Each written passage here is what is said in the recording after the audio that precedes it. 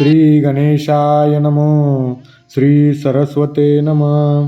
तैसे नामरूप तयाचे एरवी ब्रह्मची तो साचे. मन साम्या आले जयाचे सर्वत्र गा. त्याप्रमाणे ज्याची सर्वत्र समदृष्टी झाली असा ज्ञानी पुरुष केवळ नामरूपाने निराळा दिसतो. वस्तुता तो परब्रह्मच असतो. ऐसे समदृष्टी जो होये तया पुरुषा लक्ष नाही आहे. अर्जुना संक्षेपे सांगेन पाहे अच्युत म्हणे. देव म्हणतात, अर्जुना, जो पुरुष समदृष्टी झाला त्या पुरुषाला ज्या लक्षणावरून ओळखता येते ते लक्षण तुला संक्षेपाने सांगतो, ते आता ऐक. न प्रवृश्चेत प्रियं प्राप्य नोद्विजेत प्राप्य चाप्रियं. स्थिरबुद्धी रसमुड्डो ब्रह्मविद ब्रह्मनि स्थिता. ज्ञानोबा तुकाराम. तरी मृगजळाचे निपुरे जैसेन लोटीजे का गिरीवरे. तैसा शुभाशुभी न विकरे पातलिया जो. ज्याप्रमाणे मृगजळाच्या पुराने पर्वत वाहून जात नाही त्याप्रमाणे प्रिय अप्रिय काही प्राप्त झाले तरी ज्याच्या मनात हर्ष शोकादी विकार उठत नाहीत तोची तो निरुता. समदृष्टी तत्वता हरी मने पंडुसुता तोची ब्रह्म. अर्जुना, तोच खरा समदृष्टीचा पुरुष होय व तोच ब्रह्मस्वरूप झाला असे जाण. बाह्यस्पर्शेष्वसक्तात्मा विंदत्यात्मनि यत्सुखं. स ब्रह्मयोगयुक्तात्मा सुखमक्षयमश्नुते. ज्ञानोबा तुकाराम. जया आपण पे सांडूनिकई इंद्रिय ग्रामावरी येण्याची नाही. तो विषय नसेवी हे काही विचित्र येत. जो आत्मस्वरूप सोडून कधी इंद्रियावर येत नाही तो विषयाचे सेवन करीत नाही यात काही आश्चर्य नाही.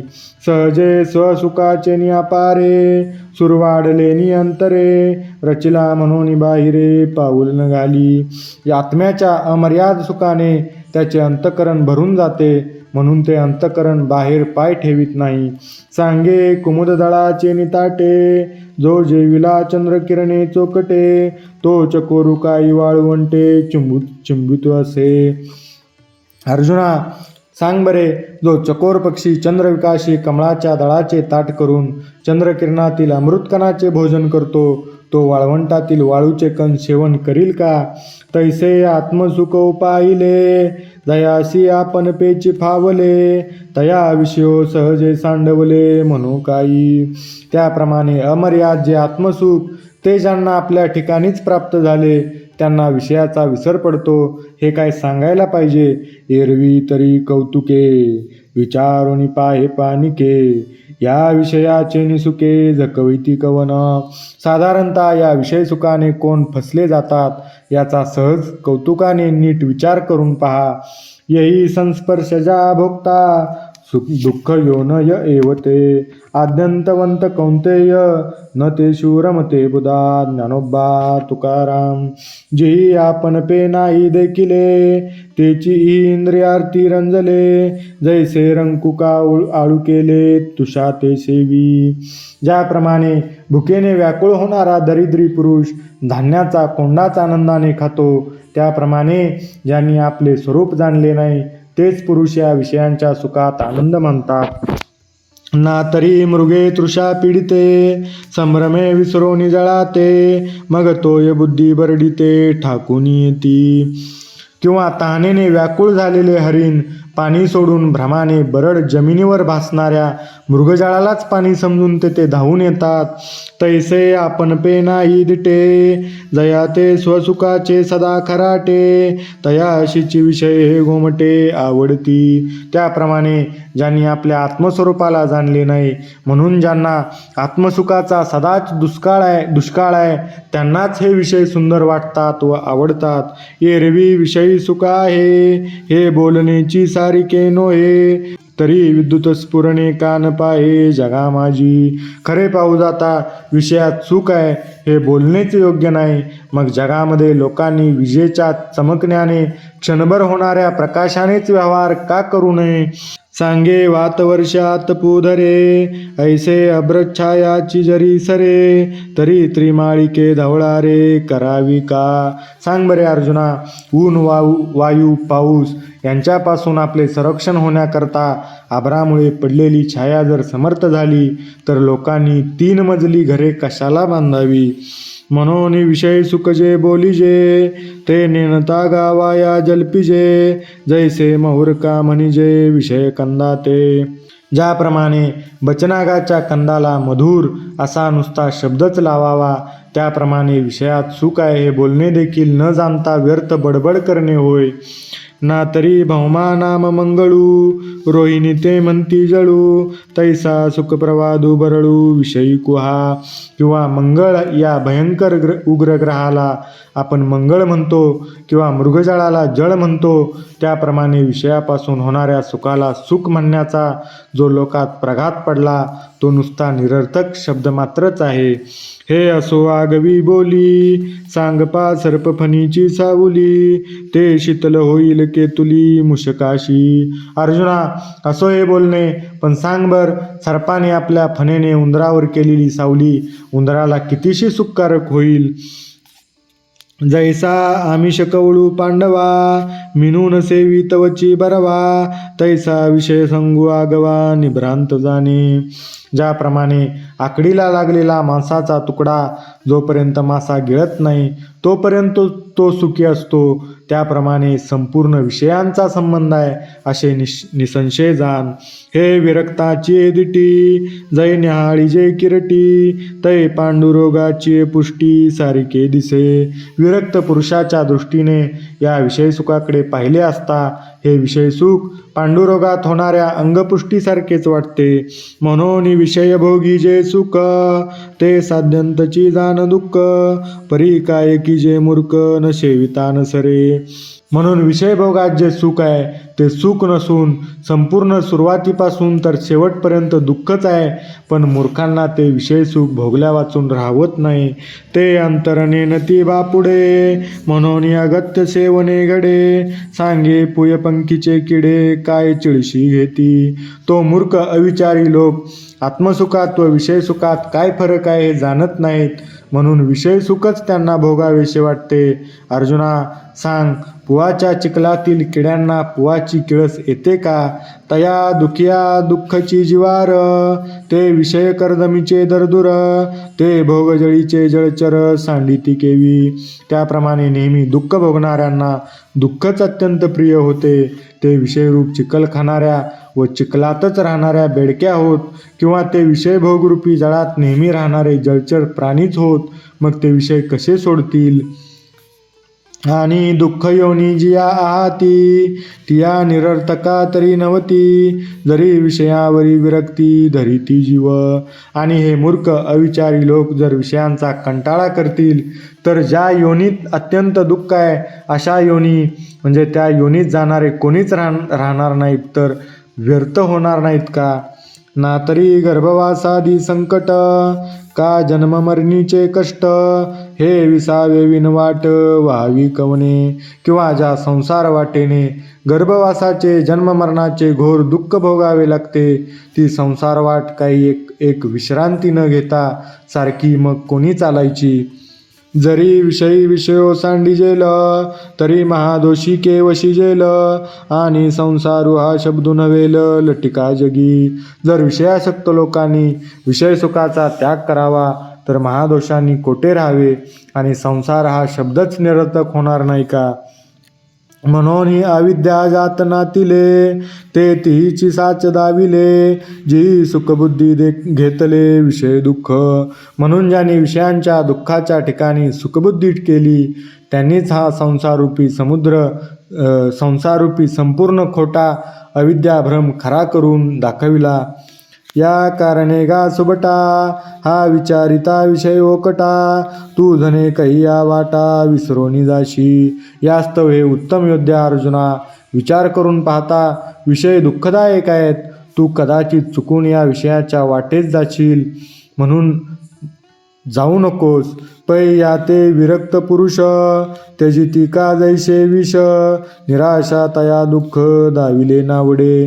पण विरक्त पुरुष या विषय सुखाच्या मार्गाचा हे विष आहे असे समजून त्याग करतात. ज्यांची विषय सुखाची इच्छा निशेष नाहीशी झाली अशा निरीच्छ पुरुषांना विषयाचे सुख हे दुःखच वाटते. म्हणून असे सुखरूप दुःख आवडत नाही. श्लोक. शक्नोति हैव या सोडुं प्राक्शरीर विमोक्षणात कामक्रोधोद्भवं वेगं सयुक्त स सुखी नरा. ज्ञानोबा तुकाराम. ज्ञानियांच्या हनठाई यांची मातुही किरणाई देही देहबाहोजी स्ववश केले. ज्ञानी पुरुषांच्या ठिकाणी या विषयांची निश्चयाने मुळीच गोष्ट देखील नसते. त्यांना विषय भासत नाहीत असा त्याचा अर्थ आहे. त्यांनी देहात असूनच देहाचे विकार स्वाधीन करून घेतलेले असतात. लया ते बाह्याची भाष निजेची निशेष अंतरी सुख एकाथी. ज्यांना बाह्य पदार्थाचे मुळी ज्ञानच नसते व एक आत्मसुखच अंतःकरणात भरलेले असते.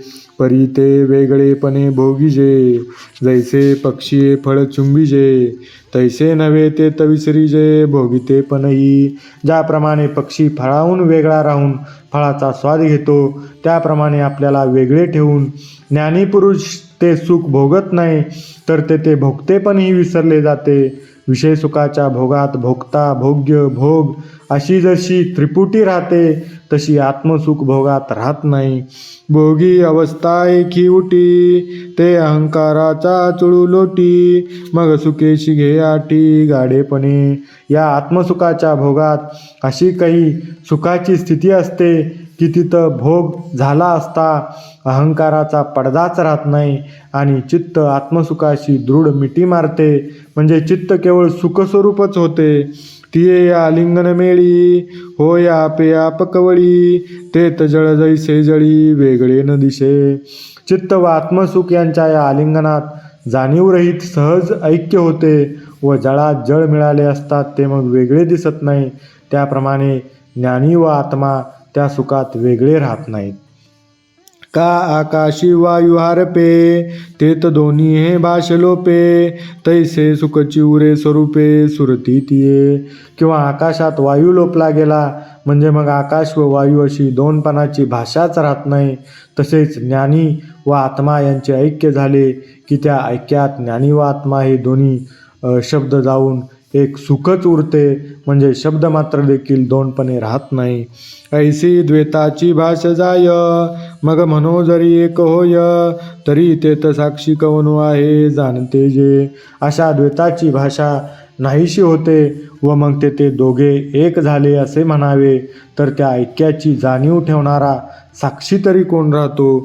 श्लोक. योंत सुकोंतरारात्मस्तस्तार ज्योतिरेव या स योगी ब्रह्मनिर्वाणं ब्रह्मभूतोऽधिगच्छति लभन्ते ब्रह्मनिर्वाणमृषया क्षीणकल्मषा छिन्नद्वेधा यतात्माना सर्वभूतहिते रता. ज्ञानोबा तुकाराम.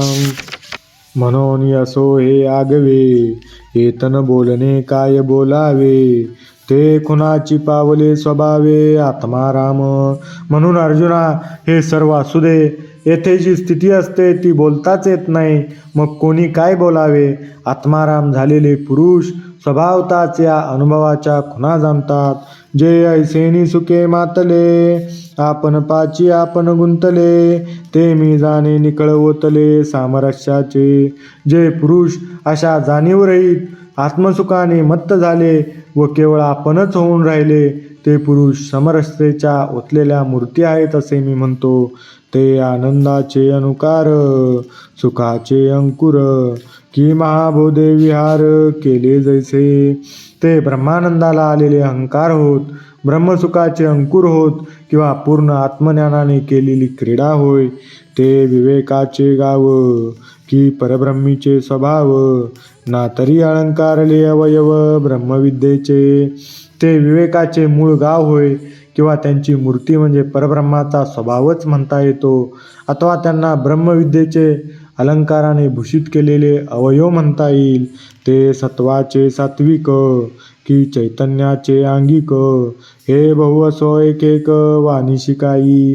ते ज्ञानी पुरुष सत्वाचेही शुद्ध सत्व होत किंवा ते चैतन्याचे अवयव होत, हे वर्णन ऐकून श्री गुरु श्री निवृत्तीनाथ म्हणतात, हे असू दे, हे एक एक आता किती वर्णन करशील.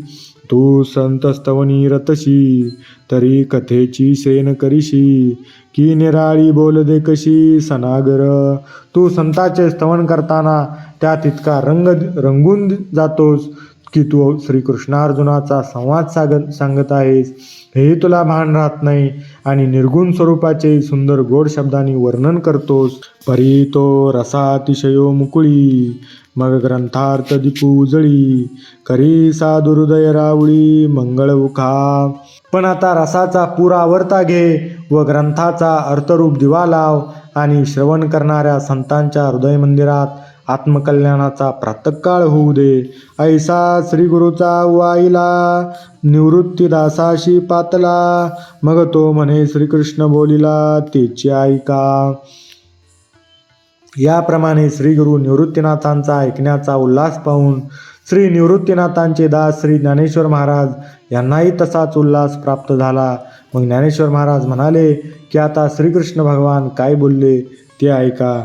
अर्जुना अनंत सुखाच्या डोही, एक सरा तळूची घेतला जी, मग स्थिरावुनी तेही तेची झाले. अर्जुना, अत्यंत अमर्याद व खोल आत्मसुखाच्या डोहात ज्यांनी एकदम एकसारखा तळच गाठला व तेथेच कायमचे स्थिर झाले व तद्रूप बनले. अथवा आत्मप्रकाशे चोखे, जो आपण पेची विश्व देखे, तो देहेची परब्रह्म सुखे मानू येईल. किंवा जो स्पष्ट आत्मप्रकाशाने सर्व विश्वच आत्मस्वरूप पाहतो, तो देहासच सुखाने परब्रह्मरूप झाला असे मानता येईल. जे साचोकारे परम, नाते अक्षर निश्चिम, जिये गावीचे निष्काम अधिकारिये.